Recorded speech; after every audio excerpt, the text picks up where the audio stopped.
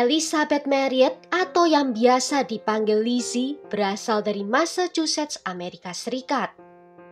Dia adalah gadis yang sangat lincah, selalu bahagia, memiliki banyak teman dan menyukai binatang kecil. Dia memiliki aura di mana membuat orang-orang di sekitarnya ingin berbicara dengannya dan juga mendekatinya. Dan dia memiliki hubungan yang dekat dengan orang tuanya. Setelah lulus SMA pada tahun 2011, dia sangat ingin mempelajari ilmu biologi kelautan. Di usianya yang ke-19 tahun, dia pernah menjadi sukarelawan di akuarium New England. Untuk mengejar mimpinya, pada musim gugur tahun 2012, dia pindah ke New Hampshire untuk tinggal bersama dengan bibi dan pamannya agar bisa lebih dekat dengan kampus yang baru. Dia akan menjadi mahasiswi tahun kedua yang mempelajari ilmu biologi kelautan di Universitas New Hampshire, setelah sebelumnya belajar di Manchester Community College untuk tahun pertamanya. Selain belajar, dia juga mendapatkan pekerjaan paruh waktu di toko Target, di mana dia mengenal banyak teman baru dari sana. Pada tanggal 9 Oktober 2012, saat itu sudah musim gugur dan cuaca mulai dingin. Lizzie pulang dari kelasnya di sekitar pukul 8 malam. Dan dia berencana akan mengunjungi apartemen temannya di Dover sekitar 15 menit berkendara ke sana. Dia telah meninggalkan pesan ke bibi dan pamannya tentang rencananya ini, dan meminta mereka untuk tidak menunggunya pulang dan dia akan pulang sebelum tengah malam. Itu adalah terakhir kalinya paman dan bibi Lizzie mendengar kabar darinya. Ketika tidak ada tanda-tanda Lizzie keesokan paginya, mereka berasumsi kalau Lizzie menginap di rumah temannya. Ketika Lizzie belum pulang juga di hari Rabunya, mereka mulai merasa gelisah.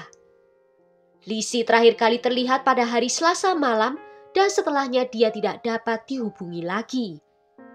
Di hari Kamis pagi, kekhawatiran dan kepanikan semakin meningkat. Orang tua Lizzie saat itu tinggal di Massachusetts, sekitar beberapa jam berkendara dari New Hampshire. Mereka langsung menelpon polisi untuk melaporkan hilangnya Lizzie. FBI dan polisi negara bagian ikut bergabung dalam kasus pencarian ini. Polisi mengatakan aktivitas ponsel terakhirnya dilacak di sekitar pukul 10 malam di Dover, tetapi dia tidak pernah tiba di apartemen temannya. Namun mobilnya ditemukan berada di parkiran Universitas New Hampshire, dan di mobil itu polisi tidak menemukan petunjuk apapun. Keluarga Lizzie sadar kalau mereka tidak tahu siapakah teman yang akan dikunjungi Lizzie di hari itu. Polisi juga tidak mengetahui siapakah teman Lizzie di Dover. Baru setelah mendapatkan informasi dari seseorang, polisi berhasil menemukan satu nama, yaitu Kate McDonough, sesama rekan kerja Lizzie di toko Target. Rekan kerja lain Lizzie di toko Target yang bernama Nate adalah orang yang telah memberitahu keluarga Lizzie rencananya malam itu. Nate juga mengirimkan pesan kepada Kate menanyakan apakah dia mengetahui apa yang terjadi pada Lizzie. Kate menjawab kalau dia tidak tahu apa-apa dan dia juga merasa khawatir karena Lizzie tidak pernah muncul di apartemennya. Kate saat itu tinggal di Dover bersama dengan pacarnya Seth Massaglia. Seth berusia 1 dekade lebih tua dibanding Kate. Mereka bertemu di teater lokal di mana keduanya sama-sama mencintai dunia akting. Kate dikenal sebagai gadis yang manis yang selalu tertarik untuk ambil bagian dalam kegiatan teater. Dia dapat diandalkan sekaligus sangat ringan tangan. Namun sejak dia mulai berkencan dengan Seth, sikap Kate berubah secara drastis. Dia mulai menarik diri dari pergaulan, terutama sejak dia memutuskan untuk tinggal bersama dengan Seth di usianya yang ke-18 tahun. Kate memutuskan hubungan dengan keluarganya. Tentu saja hubungan ini menjadi tidak disetujui oleh keluarga Kate. Hidupnya sekarang hanya berpusat pada Seth. Seth selain belajar teater, dia juga mengajar seni bela diri dan merupakan tim medis darurat terlatih. Yang tak diketahui oleh Kate, Seth memiliki sisi kelam. Dia terobsesi pada BDSM atau permainan peran erotis yang melibatkan perbudakan dan dominasi. Kate rupanya juga mengikuti obsesi dari pacarnya itu dengan mengikuti semua kemauan dan fantasi dari Seth. Mereka bahkan membuat iklan untuk memenuhi obsesinya itu, mencari orang yang ingin melakukan hal itu dengan mereka. 3 hari setelah Lizzie menghilang, polisi yakin kalau Kate dan Seth mengetahui sesuatu. Mereka memanggil Kate dan Seth untuk diinterogasi secara bersamaan di ruangan yang berbeda. Kate awalnya menjawab semua pertanyaan polisi, namun setelah 2 jam dia berhenti berbicara. Dia hanya mengatakan kalau Lizzie tidak pernah datang ke apartemennya. Polisi mempersilahkan dia untuk pulang, namun dia tidak mau karena dia ingin menunggui Seth. Sedangkan di ruangan yang lain, Seth menceritakan kisah yang berbeda.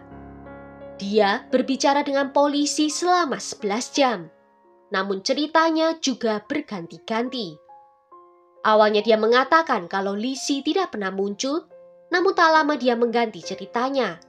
Mengatakan kalau Lizzie ada datang ke apartemen dan mereka berhubungan intim, namun ada sesuatu yang tiba-tiba salah terjadi yang menyebabkan Lizzie meninggal dunia.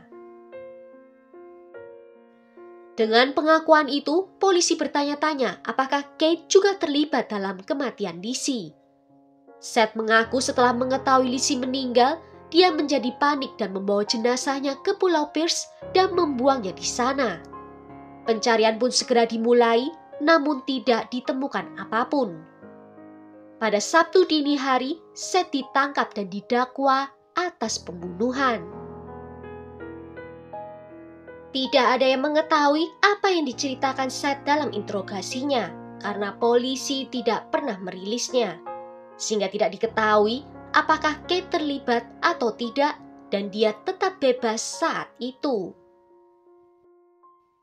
Di tempat sampah di belakang gedung apartemen Seth, polisi menemukan sepasang sarung tangan dan barang bukti lainnya, termasuk celana dalam dengan DNA Seth dan Lizzie di dalamnya, dan juga baju atasan Lizzie. Kepolisian terus melakukan pencarian di perairan Pierce selama berminggu-minggu, tetapi tetap tidak menemukan jenazah Lizzie. Mantan kekasih Seth maju mengatakan kalau dia tidak kaget mendengar berita ini. Dia mengatakan kalau Seth memang telah memiliki fantasi untuk membunuh sejak dulu. Dan dia menceritakan tentang obsesi dan penyimpangan seksual yang dimiliki oleh Seth. Dan ini pertama kalinya polisi mendengar tentang sisi gelap yang dimiliki oleh Seth. 2 hari setelah penangkapan Seth, Kate bertemu dengan pengacaranya untuk mencoba membersihkan namanya. Dia saat itu merubah pernyataannya, menyatakan kalau Lizzie memang datang ke apartemennya di malam itu.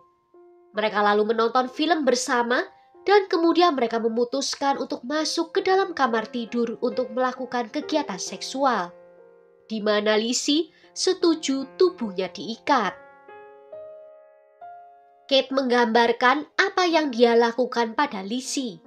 Dia juga mengatakan kalau itu adalah pertama kalinya dia mengikatkan tali pada orang lain. Dia lalu menceritakan kalau Lizzie tiba-tiba mengalami kejang dan kemudian meninggal dunia karena mati lemas. Kate menegaskan kalau yang dialami Lizzie itu adalah sebuah kecelakaan. Dia dan Seth berusaha untuk menutupinya, dan yang mereka lakukan adalah membuat jenazahnya di Pulau Pierce. Lalu mereka membawa mobilnya untuk diparkirkan di universitas. Jaksa menyatakan kalau cerita yang disaksikan oleh Kate itu tidaklah benar. Karena saat itu, Lizzie diketahui sedang menjalin hubungan dengan seseorang, sehingga tidak mungkin dia akan melakukan hubungan intim dengan orang lain. Jaksa menyatakan kalau yang terjadi adalah Lizzie datang ke apartemen Kate dan Seth di mana pasangan itu hendak melakukan hubungan intim bertiga. Namun Lizzie menolak sehingga Seth melecehkannya dan kemudian membunuhnya. Pihak keluarga merasa tidak terima kenapa Kate juga belum kunjung ditangkap. Mereka mengatakan kalau Kate juga pasti ikut terlibat. Mereka harus menunggu selama 2 bulan sebelum akhirnya Kate ditangkap, tetapi bukan atas tuduhan pembunuhan, melainkan atas tuduhan konspirasi dan menghalangi penyelidikan. Dan dia diperintahkan untuk tidak melakukan kontak lebih lanjut dengan Seth. Tetapi tanpa jenazah Lizzie, kasus ini akan sangat sulit. Jaksa membutuhkan kesaksian dari Kate dan mereka menawarinya kesepakatan, di mana dia hanya akan mendapatkan hukuman 3 tahun saja dari total 21 tahun. Namun dengan syarat jika dia bersedia bersaksi melawan Seth di pengadilan. Kate langsung menyetujui tawaran itu dan dia kali ini menceritakan kisah yang sangat berbeda. Kali ini dia mengatakan bahwa kematian Lizzie itu bukanlah kecelakaan. Saat itu Seth yang memiliki kendali penuh atas dirinya memintanya untuk membawa seorang teman. Di bulan Agustus, sekitar 6 minggu sebelum insiden terjadi, Seth mengirimkan pesan kepada Kate yang berisi kalau dia memberikan hukuman pada Kate. Kate harus membawa seorang teman yang akan dipersembahkan untuknya, di mana Seth boleh melakukan apa saja yang diinginkan selagi Kate menonton dan akan memberikan bantuan. Kate menurutinya dan dia membawa teman barunya di toko, yaitu Lizzie yang saat itu baru saja pindah ke New Hampshire. Awalnya di hari itu mereka menonton film bersama dan setelahnya mereka bermain strip poker. Permainan itu berakhir dengan Kate tidak mengenakan pakaian apapun dan Lizzie hanya mengenakan celana dalamnya saja. Dan saat itulah Seth mulai melancarkan serangannya. Seth mengatakan kalau dia akan mencium Lizzie, namun mendengar itu Lizzie langsung menolaknya. Seth lalu meminta Lizzie untuk melihatnya dan Kate melakukan hubungan seksual. Lizzie sekali lagi menolak, mengatakan kalau dia sedang menjalani hubungan yang serius dengan seseorang dan dia tidak ingin terlibat dengan hal-hal seperti itu. Seth yang terbiasa mendapatkan semua yang dia inginkan menjadi marah mendengar penolakan dari Lizzie. Sehingga ketika Lizzie dan Kate sedang menonton TV, dia mengambil sarung tangannya, memakainya, mengambil tali dan menarik tali itu ke leher Lizzie dengan kuat sampai Lizzie meninggal dunia. Dan setelahnya Seth melakukan hubungan badan dengan jenazahnya Lizzie. Setelahnya, mereka berdua memasukkan jenazah Lizzie ke dalam koper, masuk ke dalam mobil Lizzie dan menuju ke Pulau Pierce. Sesampai di sana mereka mengeluarkan jenazahnya dan Seth melemparkannya dari atas tebing. Namun jenazah Lizzie masih terjatuh di daratan sehingga Seth menyuruh Kate untuk menutupi jenazah itu dengan rumput laut dan mendorongnya masuk ke dalam air.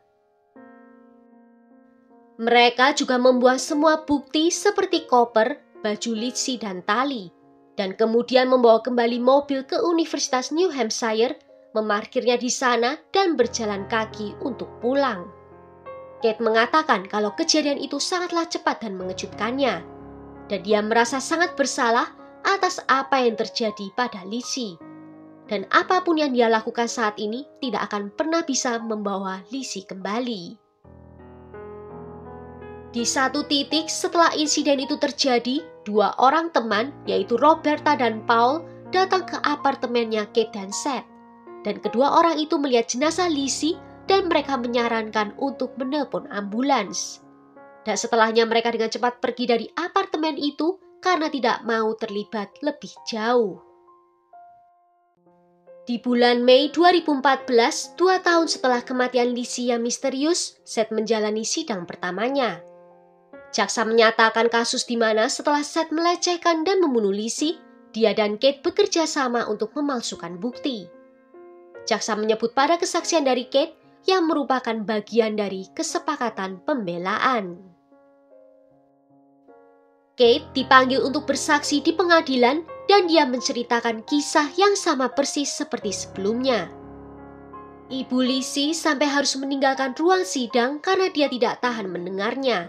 Namun saat Kate ditanya apakah dia berusaha untuk menghentikan Seth saat dia melakukan itu semua, Kate menjawab tidak.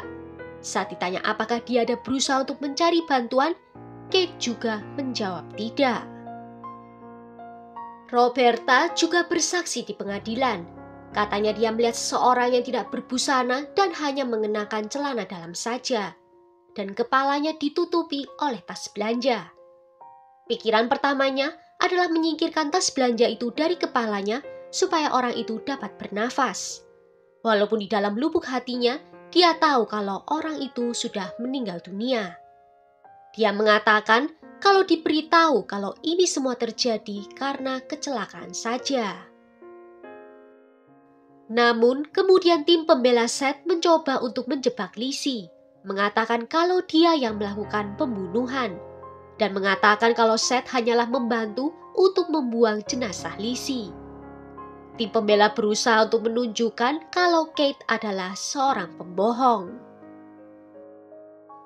Pada akhirnya, salah satu bukti penting adalah sarung tangan yang dikenakan oleh Seth.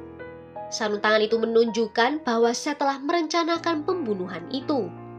Jika dia tidak merencanakannya, dia tidak akan memakai sarung tangan itu. Seth dinyatakan bersalah atas pembunuhan tingkat pertama yang disengaja, bersalah atas pemerkosaan, dan bersalah atas 2 tuduhan konspirasi.